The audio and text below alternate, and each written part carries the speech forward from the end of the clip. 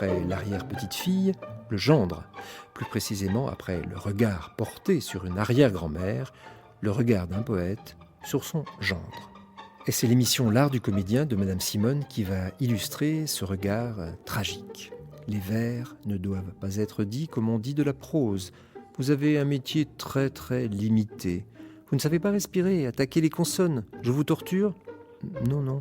Mettez-vous plus à l'aise, dit Madame Simone à la jeune comédienne à qui elle donne le cours que nous allons entendre. Et elle prévient « Je suis très exigeante, mais pas cruelle. Je ne donne jamais que mon opinion, mais j'y tiens. » Voici comment et comment ne pas dire, mais tout cela est peut-être histoire de mode ou d'époque, un hymne funèbre, mais d'amour. L'Art du comédien, Victor Hugo, Charles Vacry, diffusé pour la première fois sur la chaîne nationale le 27 janvier 1959.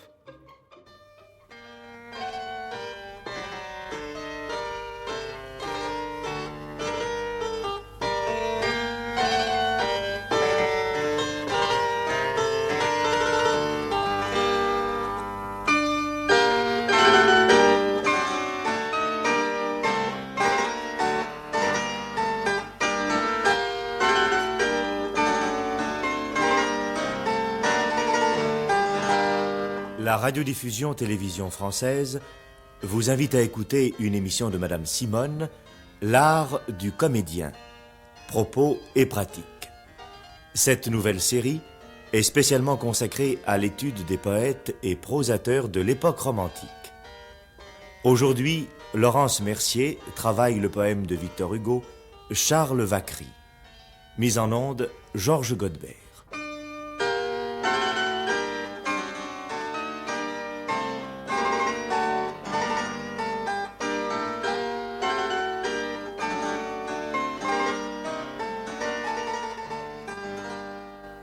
Alors, mes chers auditeurs et amis, nous commençons une nouvelle série d'émissions de l'Art du comédien qui portera sur l'étude des œuvres des poètes et des prosateurs de l'époque romantique. Je voulais vous dire que nos propos hebdomadaires autour de cet art doivent non seulement servir aux jeunes artistes qui cherchent là une occasion de se perfectionner, mais aussi valoir un divertissement aux auditeurs intéressés par les particularités d'un art qui leur est aussi familier que mystérieux dans son essence. Les difficultés qu'il impose à ceux qui prétendent l'exercer, ainsi que les moyens de vaincre ces difficultés, voilà ce dont nos études tâchent de leur apprendre le secret. Toutefois, il est nécessaire, afin qu'aucune monotonie ne décourage les uns et ne fatigue les autres, que des gens opposés colorent différemment notre travail. C'est pourquoi, suivant une visite de noces d'Alexandre Dumas fils, qui réclamait de ses interprètes la précision, des vertus d'analyse, de retenue, de suggestion psychologique, j'ai souhaité leur voir traduire le rêve, la véhémence, la passion libérée et aussi le chant profond qui anime les œuvres des poètes et des prosateurs romantiques. Nos auditeurs auront la surprise du morceau dont le choix revient uniquement à chacun des jeunes comédiens auxquels je n'ai défendu ni Baudelaire ni Nerval, quoique ces deux génies ne se voient point rangés sous la même étiquette qu'Hugo, Lamartine, Vigny et Musset dans les précis officiels de littérature. Et maintenant, nous allons commencer. Je préviens tout de suite les auditeurs et les élèves que je ne vais pas du tout leur demander de dire les vers comme maintenant on a l'habitude de les dire, suivant une mode qui est bizarre, qui est de dire les vers comme si c'était de la prose. Les vers sont des vers, du moment que l'auteur s'est donné la peine d'écrire en vers, nous pouvons nous donner la peine aussi d'ajouter au texte ce qu'il a voulu, c'est-à-dire un lointain, un halo constitué par la qualité de la voix et par la manière dont on le dit, en prolongeant tout de même certaines syllabes, certains muets, et en retrouvant le rythme dans lequel il a voulu écrire son poème. Je pense que du moment qu'on aborde l'étude de l'époque romantique, le devoir est de commencer par Victor Hugo, qui en est le créateur, qui est le père, qui est le dieu, le poète dans lequel il y a tout pêle-mêle d'ailleurs. Mais enfin, nous avons choisi un morceau qui est un poème qui n'est pas extrêmement connu, qui est moins connu que le poème à Villequier, qui est presque sur le même thème, qui est un éloge, qui est plus qu'un éloge, qui est une espèce de reconnaissance éperdue du père vis-à-vis de l'homme qui a voulu mourir en essayant de sauver sa fille. Alors, mademoiselle Laurence Mercier, qui va nous lire ce poème, qui malheureusement ne le dit pas, ce qui est un grand défaut, mais enfin, elle ne savait pas que nous allions le choisir, alors elle est excusable, la prochaine fois elle le saura par cœur, et qui va nous travailler ce poème. Je vais d'abord le laisser le dire entièrement elle-même. Quand elle leur a dit, je la reprendrai, j'espère avec moins de cruauté qu'on ne veut bien dire que je reprends mes élèves, car j'ai l'impression que je ne suis pas très cruelle avec vous, très exigeante, mais pas très cruelle. Alors, mademoiselle Laurence Mercier, je vous écoute.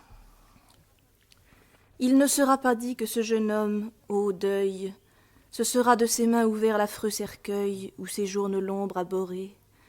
Hélas, c'est qu'il aura lui-même, dans la mort de ses jours généreux encore pleins jusqu'au bord, renversé la coupe dorée. Il ne sera pas dit qu'il sera mort ainsi, et qu'il aura, cœur profond et par l'amour saisi, donné sa vie à ma colombe, et qu'il aura suivi au lieu morne et voilé, sans que la voix du Père à genoux ait parlé à cette âme dans cette tombe. En présence de tant d'amour et de vertu, il ne sera pas dit que je me serais tue, moi qu'attendent les mots sans nombre, que je n'aurais point mis sur sa bière un flambeau, et que je n'aurais pas devant son noir tombeau fait asseoir une strophe sombre. N'ayant pu la sauver, il a voulu mourir. Sois béni, toi qui, jeune, à l'âge où vient s'offrir l'espérance joyeuse encore, pouvais rester, survivre, épuiser tes printemps, ayant devant les yeux l'azur de tes 20 ans et le sourire de l'aurore. À tout ce que promet la jeunesse, au plaisir, aux nouvelles amours, aux oublieux désirs, par qui toute peine est bannie, à l'avenir, trésor des jours à peine éclos, à la vie, au soleil, tu préféras les flots, l'étreinte de cette agonie. Puisque tu fus si grand, puisque tu fus si doux que de vouloir mourir, jeune homme, amant, époux, qu'à jamais l'aube en ta nuit brille. Aie à jamais sur toi l'ombre de Dieu penchée, sois béni sous la pierre où te voilà couché. Dors, mon fils, auprès de ma fille. Dors. Ô mes douloureux et sombres bien-aimés, dormez le chaste hymen du sépulcre, dormez.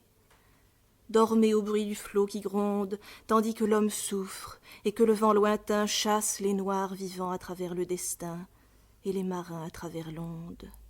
Ou plutôt, car la mort n'est pas un lourd sommeil, envolez-vous tous deux dans l'abîme vermeil, dans les profonds gouffres de joie, où le juste qui meurt semble un soleil levant, où la morte au front pâle est comme un lys vivant, où l'ange frissonnant flamboie. Allez, des esprits purs accroître la tribu, de cette coupe amère où vous n'avez pas bu, hélas, nous viderons le reste. Pendant que nous pleurons de sanglots abreuvés, vous, heureux, enivrés de vous-même, vivez dans l'éblouissement céleste. Vivez, aimez, ayez les bonheurs infinis.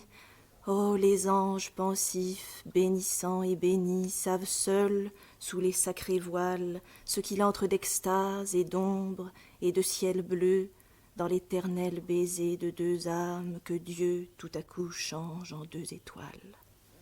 Oui, mais c'est sublime, vraiment. Venez, que je vous explique les choses. Tout ceci n'est pas si simple. D'abord, je crois qu'il aurait mieux valu, évidemment, c'est un peu ma faute puisque je vous ai engagé à choisir ce poème, c'est que c'est un poème qui, évidemment, gagnerait à être dit par une voix d'homme. Mais enfin, néanmoins, vous êtes une femme et vous devez pouvoir le dire. Il n'y a pas de raison. Il y a deux choses que je dois vous dire avant tout. Il y a le métier, il y a l'art. À l'heure qu'il est, vous n'avez pas de métier. Vous avez un métier très, très limité et qui tient au fait que vous ne savez pas respirer et que votre voix n'est pas travaillée. Par conséquent, si vous voulez bien dire ces vers, qui sont des grands vers romantiques, qui sont des vers extrêmement musicaux, il faut que vous commenciez par travailler et votre voix et votre respiration.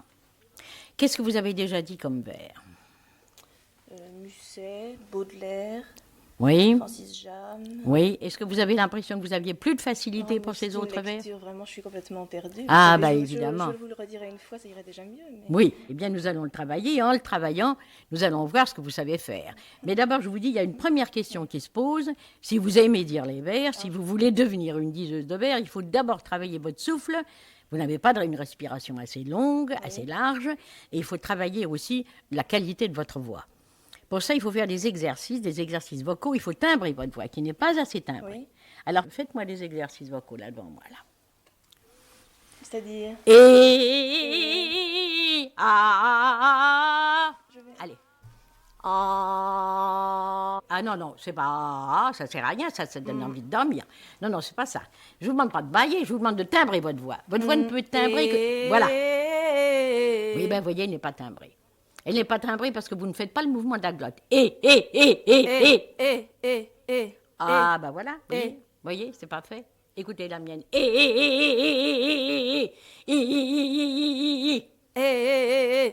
Maintenant sur I.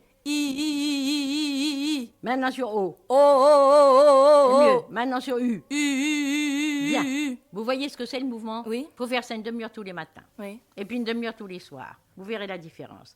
Maintenant, respirez bien. Venez ici que je vois comment vous respirez. Pas mal. Pas mal. Bien.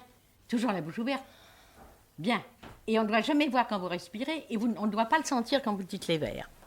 Il faut que ce soit tellement naturel. Il faut que vous ayez tellement pris l'habitude de cet élargissement du thorax qu'on ne le sente pas. Si bien qu'au moment où vous avez besoin, car quand vous commencez à dire un poème comme ça, il faut que vous ayez votre souffle tout prêt, de manière à n'avoir de faire qu'un appel, un très léger appel. Mais vous pouvez respirer à l'intérieur du verre, on ne le voit pas. Mais si vous n'avez pas une respiration extrêmement large et extrêmement assurée, vous ne pouvez pas bien dire un alexandrin. Ça n'est pas possible. Oui. Vous êtes limité. Malgré vous, vous courez à la fin parce que vous sentez que vous n'avez pas le souffle. Pour ce qui est de l'inspiration, alors maintenant, je vous ai parlé là du métier, qui est une chose mécanique et que vous devez acquérir. Pour ce qui est de l'interprétation, pour ce qui est de l'inspiration, pour ce qui est du trouble que vous cause le poème, il faut vous dire que c'est une sorte d'hymne. C'est une sorte d'hymne funèbre, mais malgré tout d'hymne plein d'amour. Par conséquent, il ne faut pas le dire de la manière monotone comme vous le dites. Il faut le dire avec une chaleur, avec une passion. C'est comme une chose d'amour. Alors, reprenez-moi ça. Il ne sera pas dit que ce jeune homme au deuil, ce sera de ses mains ouvert l'affreux écueil, où séjourne l'ombre abhorrée. Hélas, c'est qu'il aura lui-même, dans la mort de ses jours généreux, encore plein jusqu'au bord, renversé la coupe dorée.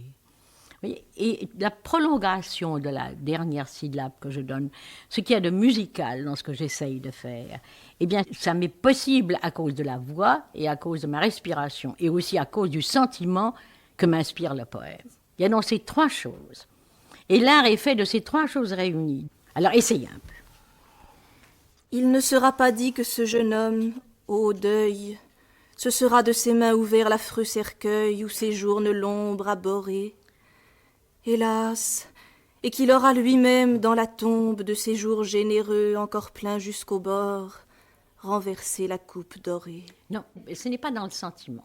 Alors là, il y a deux choses. D'abord, votre métier n'est pas assez sûr, votre voix n'est pas assez bien posée, elle n'est pas assez sonore, elle n'est pas assez timbrée, la respiration n'est pas assez large, pourtant vous ne respirez pas mal. Faites bien attention parce que vous pouvez le faire. Je vais vous le dire en respirant 2-3 fois dans le verre, vous ne le verrez pas.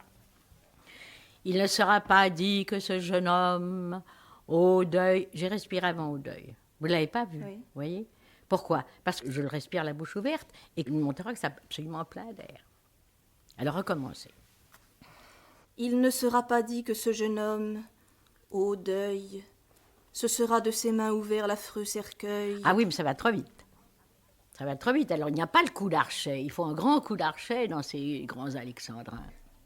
Il ne sera pas dit que ce jeune homme, au deuil, ce sera de ses mains ouvert l'affreux cercueil où séjourne l'ombre abhorrée. Et là, c'est qu'il aura lui-même, dans la mort de ses jours généreux, encore plein jusqu'au bord, renversé la coupe dorée. Et puis alors, non seulement ça, mais alors ce qu'il faut aussi, c'est que votre accentuation soit telle que le mot important, il ne faut pas le sortir dans un vers, c'est très mauvais, mais il faut tout de même que par l'attaque, vous lui donniez l'importance et la forme qu'il doit avoir. Alors là, c'était doré qui est la chose importante, qui est belle.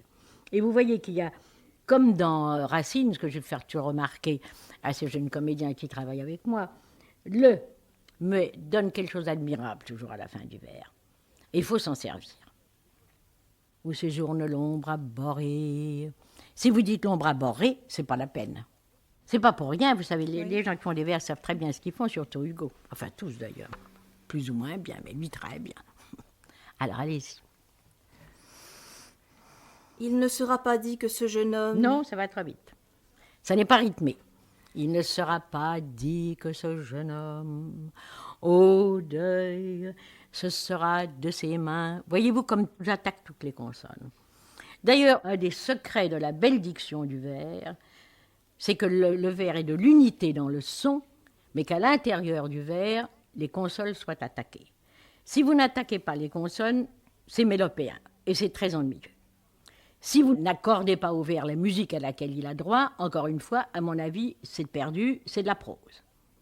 Si vous dites « il ne sera pas dit que ce jeune homme au deuil, ce sera de ses mains ouvertes l'affreux cercueil où séjourne l'ombre abhorrée », au bout d'un moment, tout le monde dort. Et puis on ne comprend plus. Et puis alors, les mots n'ont pas la forme et la consistance qu'ils doivent avoir. Il ne sera pas dit que ce jeune homme au deuil. Et vous, toutes les consonnes sont attaquées très légèrement, mais c'est ça qui vous permet de dire votre vers d'une façon mélodieuse et de ne pas le dire d'une façon mélopéenne. Tout le secret est là. Oui. Moi, je me rappelle que Madame Moreno, qu'on considérait comme une merveilleuse diseuse de vers, qui le disait en effet très bien, mais n'attaquez pas les consonnes à l'intérieur du vers, et qu'au bout d'un moment, on avait l'impression, malgré tout, d'une certaine monotonie. Elle avait une voix idéale, ce qui arrangeait tout, et puis non seulement ça m'a un grand sentiment de ce qu'était le vers, et puis une femme très cultivée qui savait ce que c'était que la poésie, mais malgré tout, par le fait que la consonne n'était pas attaquée, et je dois dire que j'étais très très jeune comédienne quand je lui ai entendu dire des vers, et j'ai cherché pourquoi. Je me suis dit, pourquoi est-ce que ça n'est pas ce que ça devrait être ? Pourquoi est-ce que malgré tout, j'ai une impression de musique qui recouvre un peu le sens du poème, que le poème n'a pas sa, comment dirais-je, sa matérialité, n'a pas ce côté charnel que doit avoir le mot quand il est beau. Et j'ai vu que c'était parce que les consonnes n'étaient pas attaquées.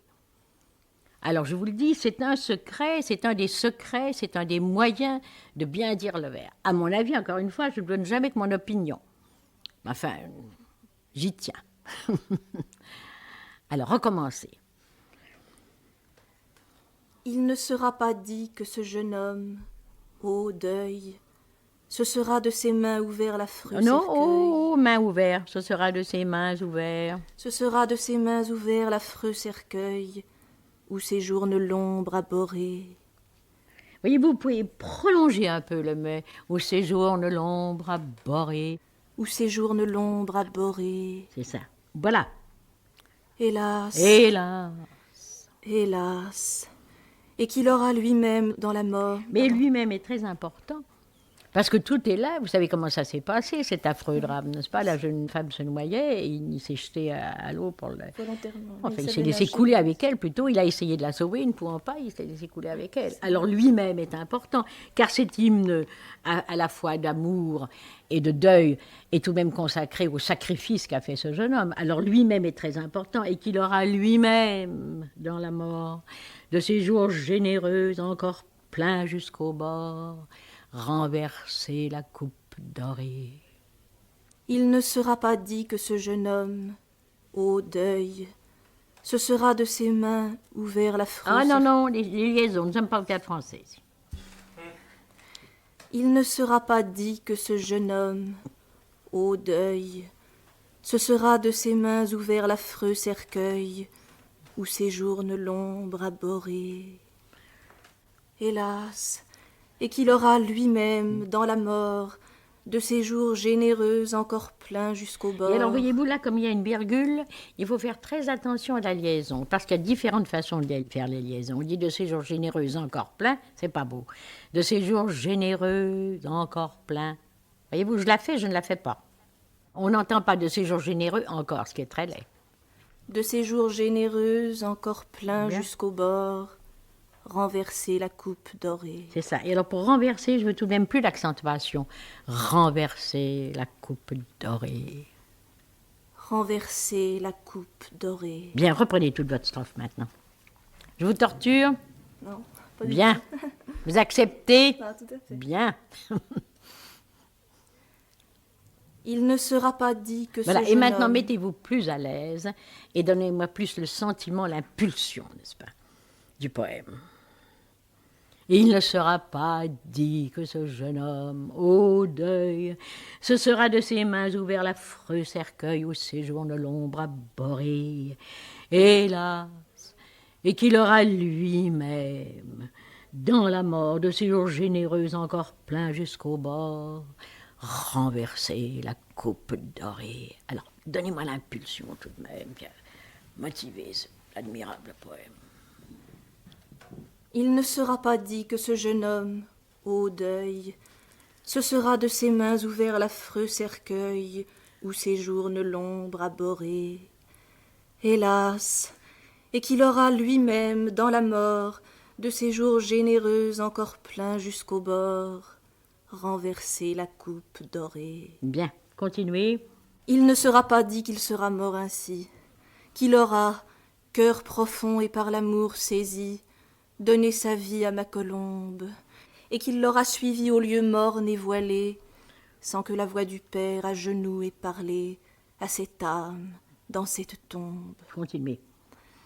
En présence de tant d'amour et de vertu, il ne sera pas dit que je me serais tue, moi qu'attendent les mots sans nombre, que je n'aurais point mis sur sa bière un flambeau, et que je n'aurais pas devant son noir tombeau fait asseoir une strophe sombre. Bien, continuez. Oui, c'est mieux parce que la musique vient. N'ayant pu la sauver, il a voulu mourir. Sois béni. Alors voilà, là, voyez-vous, qu'il faut que vous ajoutiez à tout ce que je vous ai dit, c'est qu'il ne faut aucune espèce de monotonie. Et alors là, intervient un vers qui est un vers que vous pouvez vous servir pour introduire quelque chose de plus arrêté dans les sens. Le vers, c'est « N'ayant pu la sauver, il a voulu mourir ».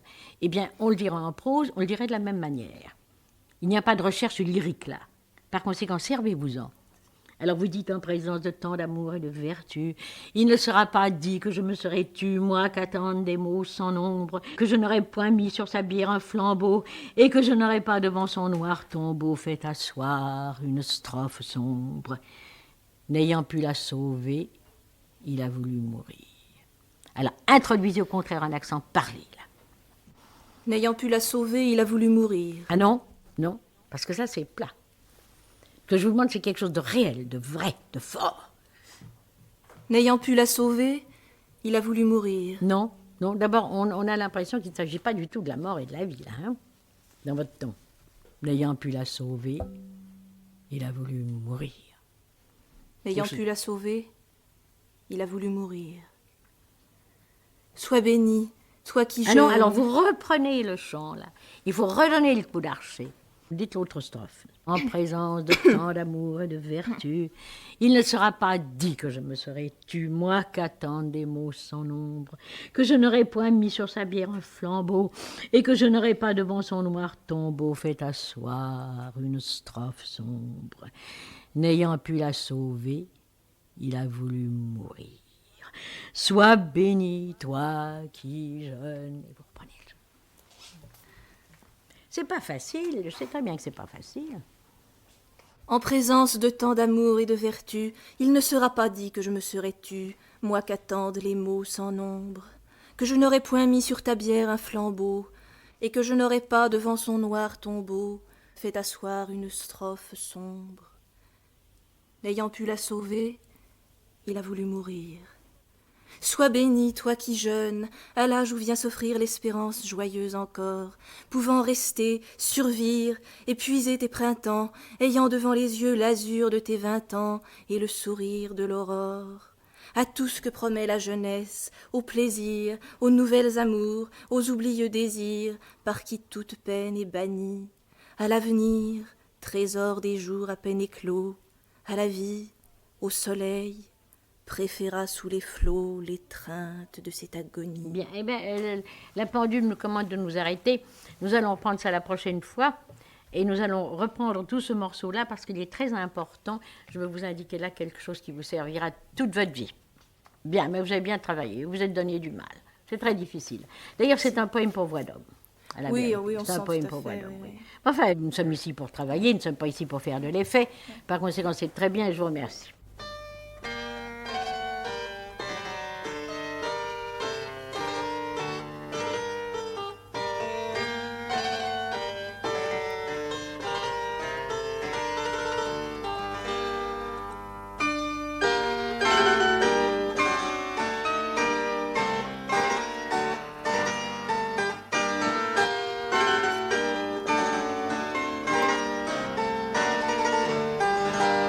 La radiodiffusion télévision française vient de vous présenter une émission de Madame Simone L'art du comédien, propos et pratiques. Cette nouvelle série est spécialement consacrée à l'étude des poètes et prosateurs de l'époque romantique. Aujourd'hui, Laurence Mercier a travaillé le poème de Victor Hugo, Charles Vacquerie. Mise en onde, Georges Godbert.